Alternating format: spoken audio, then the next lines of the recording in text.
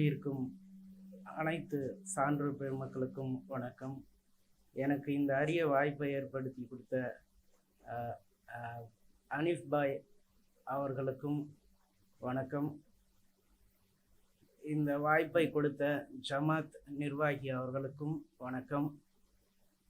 எங்களை பற்றி, அதாவது பார்வை குறை அல்லது பார்வை திறன் இல்லை என்பதன் அடிப்படையில் பேச வேண்டும் என்று நான் இங்கு வந்துள்ளேன். இது மட்டுமன்றி எனது வாழ்வாதாரத்திற்காக, என் குடும்ப தங்கும் ஒரு நல்ல பாதுகாப்பான இடத்திற்காகவும் அது சம்பந்தமாகவும் நான் இங்கு அணுகிய போது, நீங்கள் வாங்க அதை பற்றி பேசுவோம் அப்படின்னு சொன்னாங்க. இப்போ எங்களை பற்றி பேசணும் அப்படின்னு சொன்னாக்கா, நாங்கள் பார்வை குறைபாடு அல்லது பார்வை திறன் முழுக்க இல்லாமல் இருக்கிறது. இதில் 2 வகைப்படும். பார்வை திறன் முழுக்க இல்லை அப்படின்னு சொன்னால் சுத்தமாக சின்ன ஒலி கூட தெரியாமல் இருக்கிறது, அந்த முழு பார்வை திறன் இல்லாதது. பார்வை குறைபாடு அப்படின்னு சொன்னால் கொஞ்சம் கொஞ்சம் வெளிச்சம் தெரியும், ஒலி தெரியும். ஒரு சிலருக்கு கை கிட்ட வச்சா தெரியும், ஆள் கிட்ட இருக்கிறது தெரியும். இன்னும் கொஞ்சம் அப்படி பார்த்தோம்னா ஒரு 10 மீட்ரு 20 மீட்ரு அந்த மீட்டர் கணக்கில் சொல்லும்போது தெரிய வரும். இதில் எங்களை பற்றி நான் பேசுகிறேன் அப்படின்னு சொல்லும்போது, நான் குறைபார்வை உடைய ஆள். எனக்கு ஓரளவுக்கு தெரியும் கிட்ட இருக்கிறது. அதே போல் கிட்ட இருக்கிற புக்கோ அல்லது பேப்பரோ வச்சு கூட நான் இவ்வளோ கிட்ட வச்சு படிக்க முடியும். இருந்தாலும் நான் என்னோட கல்வியை ஆரம்பிச்சதுன்னு பார்த்தீங்கன்னா, எங்களுக்கே பிரத்யேகமாக இருக்கக்கூடிய பிரைலி சிஸ்டத்தில் தான் நான் படித்தது, முதல் வகுப்புலேருந்து. ஒரு சிலர் நீங்கள் பெரும்பாலும் கேள்விப்பட்டிருக்கலாம், விபத்தினாலோ அல்லது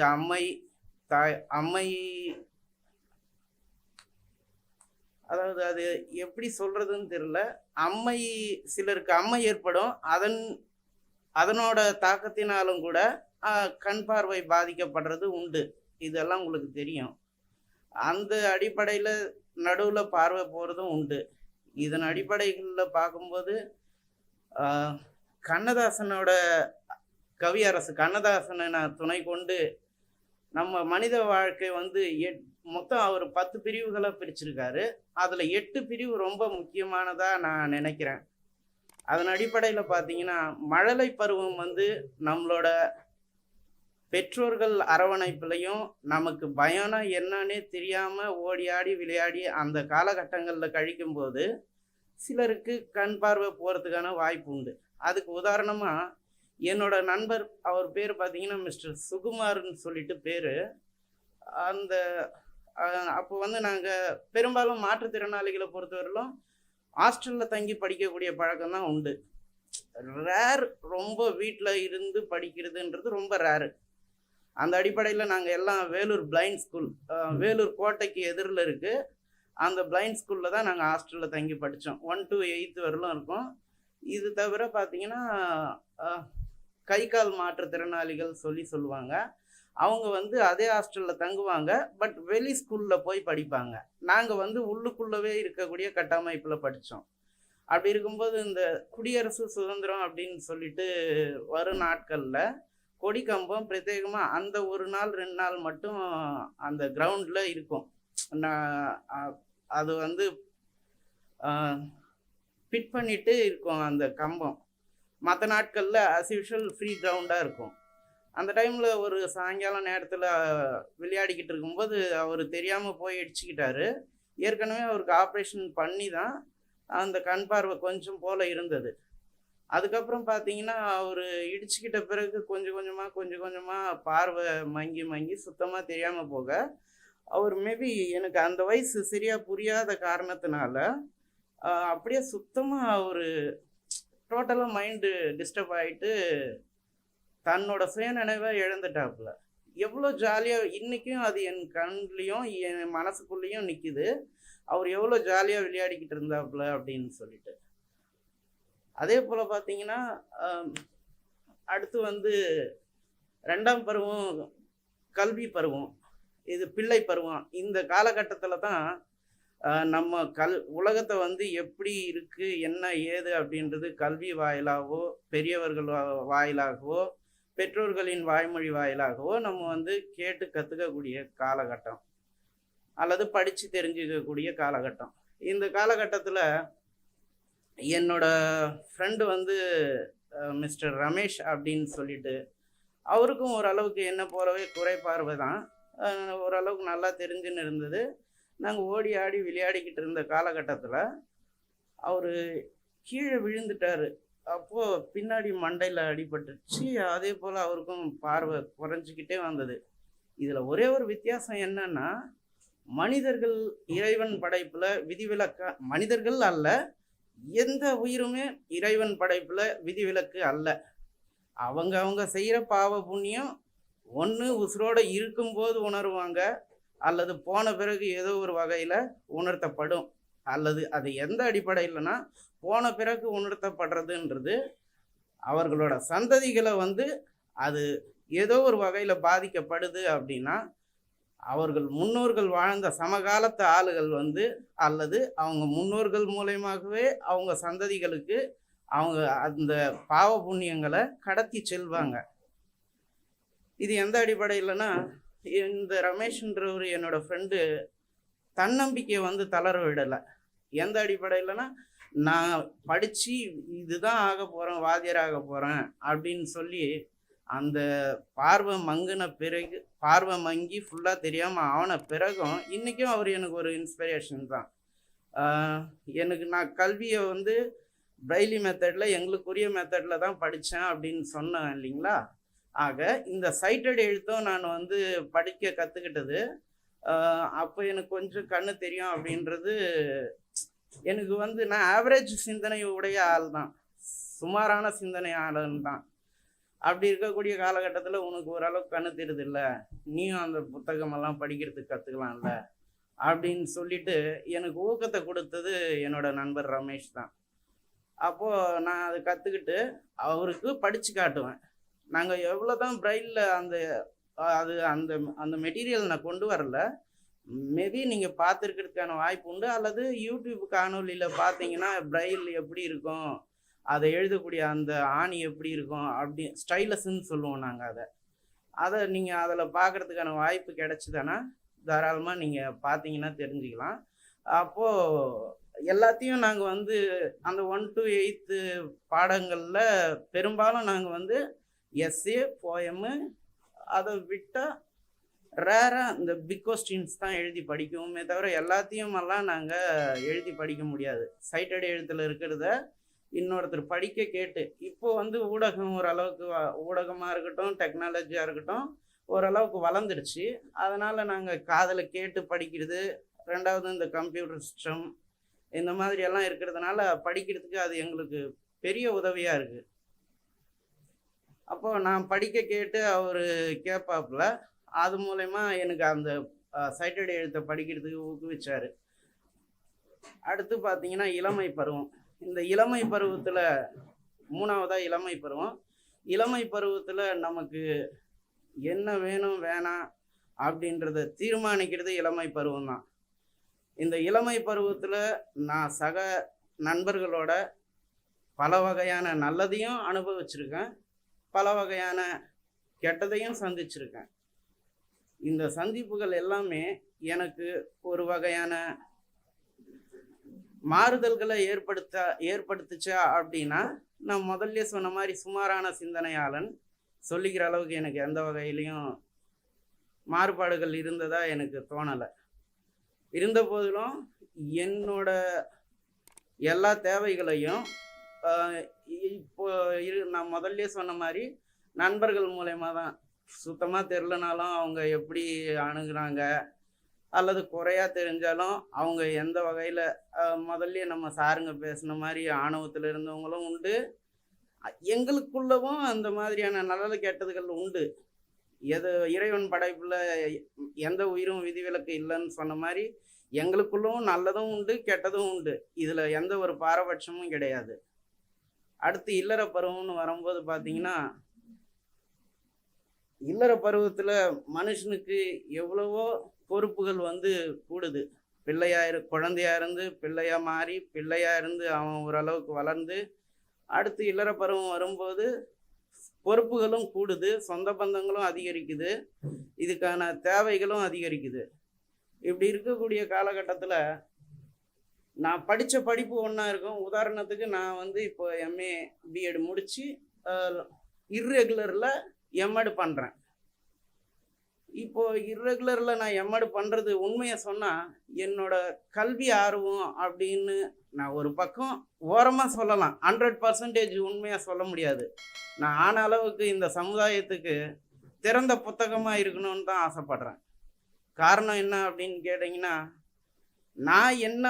நான் எப்படி இந்த சமுதாயத்த அணுகுறேனோ, அப்படிதான் இந்த சமுதாயம் என்ன அணுகும் அப்படின்றதுல நான் அசைக்க முடியாத நம்பிக்கைய கொண்டு இருக்கிறேன். காரணம், என்னோட மழலை பருவத்திலிருந்து இன்னைக்கு இந்த நிமிஷம் வரலும் இந்த சமுதாயத்தின் பங்களிப்பு இல்லாம நான் ஒரு இன்ச்சு கூட எடுத்து வைக்க முடியாது அப்படின்றத ஒவ்வொரு முறையும் நான் ஒவ்வொரு செயல்கள்லையும் உணர்ந்திருக்கேன். உதாரணத்துக்கு நான் எனக்குள்ள இப்போ இது இந்த இந்த இந்த இதை சொல்றதுக்கு கொஞ்சம் கூச்சமா இருந்தாலும் அந்த உண்மையை சொல்றது தான் மனித மாண்பு அப்படின்றத நான் நினைக்கிறேன். இப்போ உதாரணத்துக்கு நான் ஃபோனில் பேசும்போது எனக்கு பாயோட குரலும் சார் இப்போ பேசின்னு இருந்தார் இல்லைங்களா, அவரோட குரலும் என்னால் மேட்ச் பண்ணி ஐடென்டிஃபை பண்ண முடியல. காரணம் என்னன்னு கேட்டிங்கன்னா, இந்த நிறைக்குடம் தழும்பாது குறைக்குடம் கூத்தாடும் அப்படின்னு சொல்லுவாங்க. அந்த வகையில் குறைபார்வை இருந்தாலுமே முழுக்க முழுக்க எதுலையும் ஒரு முழுமையான கவனம் செலுத்திட முடியறதில்ல எனக்கு. அது எனக்கு ஒரு குறையா இருக்கிறதா நான் நினைக்கிறேன். ஏன்னா இப்போ ஸ்கூலில் பார்த்தீங்கன்னா பசங்களுக்கு அந்த விளையாட்டு காலகட்டத்தில், நான் இதை சமாளிக்கிறதுக்காக சொல்லலை, என் நிலையை சொல்கிறேன். பசங்க பாடம் நடத்தின்னு இருக்கும்போது வாத்தியர்கிட்ட நல்லா கவனிச்சுன்னு இருப்பாங்க. திடீர்னு சத்தம் வரும்போது அப்படி திரும்பி பார்ப்பாங்க. இது இயல்பாகவே அப்படியே இருந்து எனக்கு கொஞ்சம் விளையாட்டு புத்தி அதிகம். அதனால் எனக்கு பாயின்னு அவர்கிட்ட பேசும்போது அந்த அந்நியம் வந்து என்னை விட்டு போயிடுது. எனக்கு ஒரு பிணைப்பு கிடைக்கும். ஆனால் சார்கிட்ட பேசும்போது ஒரு வித பய உணர்வில் தான் நான் பேச வேண்டியதாக இருக்குது. ஸோ இது எதுக்காக சொல்ல வந்தேன்னா, நம்ம இல்லற அந்த பருவம் அப்படின்றது பல வகையான பொறுப்புகளை நமக்கு கொடுக்குது. அடுத்து பார்த்தீங்கன்னா செல்வம் தேடி இருக்கக்கூடிய பருவம் 5வது. இதில் பார்த்தீங்கன்னா நம்ம எந்த வகையான கஷ்டப்படுறோமோ, என்ன பண்ணுறோமோ, ஏது பண்ணுறோமோ தெரியாது. ஆனால் என்னை நம்பி ஒரு மனைவி வந்தாச்சு. எனக்குன்னு மகனோ மகளோ இருக்காங்க. பட் இப்போ எனக்கு மகன் இருக்கான். நான் ஏதோ ஒன்று சொல்ல போய் அப்போ சொன்னது பொய் ஆயிடக்கூடாது. எனக்கு மகன் இருக்கான். அந்த அடிப்படையில் இப்போது இதே நல்ல பார்வை இருக்கக்கூடியவங்க அப்படின்னு பார்த்தீங்கன்னா, நான் படித்தது இதுக்கு தான் படித்தேன், அதனால் நான் இந்த வேலையை தான் பார்ப்பேன், அடமண்ட்டாக இருந்து சமுதாயத்தில் பிழைக்க முடியாது, பொருள் தேடலில் எந்த ஒரு நிறைவையும் காண முடியாது.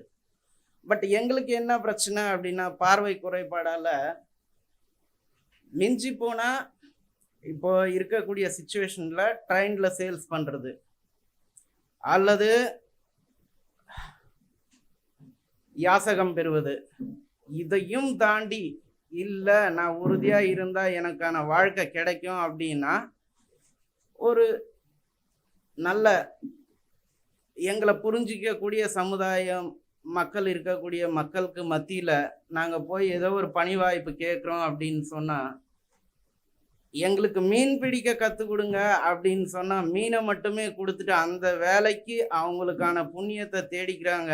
நாங்கள் வந்து அன்னைக்கு தினத்துக்கு ஏதோ ஒரு வகையில் பசியாறணும் அப்படின்னு சொல்லிட்டு தான் நாங்கள் எங்களை தேத்திக்கிட்டு போக வேண்டிய கட்டாயத்தில் இருக்கோமே ஒழிய, அரசு பணி கிடைச்சாதான் எங்களுக்கு வாழ்க்கை அப்படின்றது நிலையான வருமானம் இல்லை.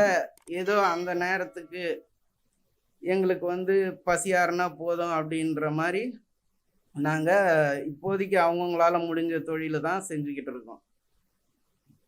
அந்த வகையில் பார்வை வந்து ரொம்ப ரொம்ப முக்கியமாக நான் இந்த இடத்துல நினைக்கிறேன். ஏன்னா என்னால் முடியும் ஒரு எலக்ட்ரிஷியன் ஒர்க்கு பண்ணுறதுக்கு, அதே போல் என்னால் முடியும் இந்த மெக்கானிக்கல் ஒர்க் பண்ணுறதுக்கு. பட் அதில் கொஞ்சம் எனக்கு கைடன்ஸ் தேவைப்படும்.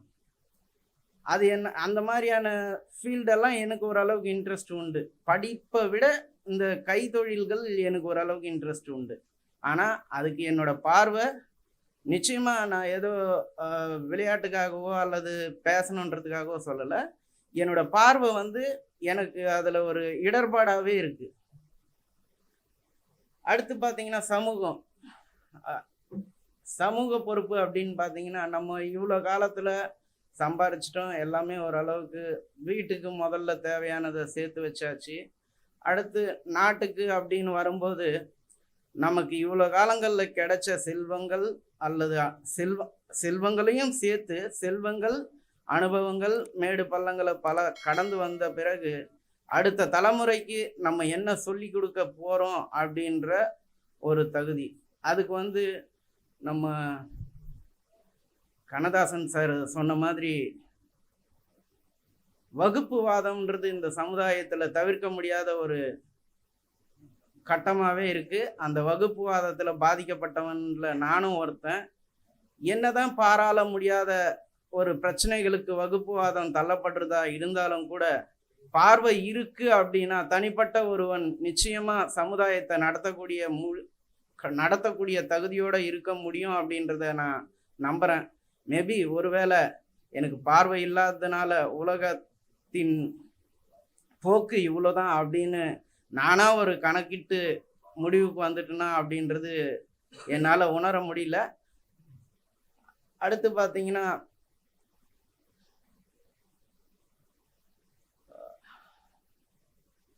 ஓய்வு காலம். இந்த ஓய்வு காலத்தில் நம்ம என்னென்ன நல்லது கெட்டதுன்னு பார்த்தோமோ அதையெல்லாம் நம்ம பேரன் பேத்திகளுக்கோ அல்லது பிற சமுதாய தலைமுறைக்கோ நம்ம சொல்ல வேண்டியது நம்மளோட கடமை, நல்லது கெட்டது அப்படின்னு சொல்லிட்டு.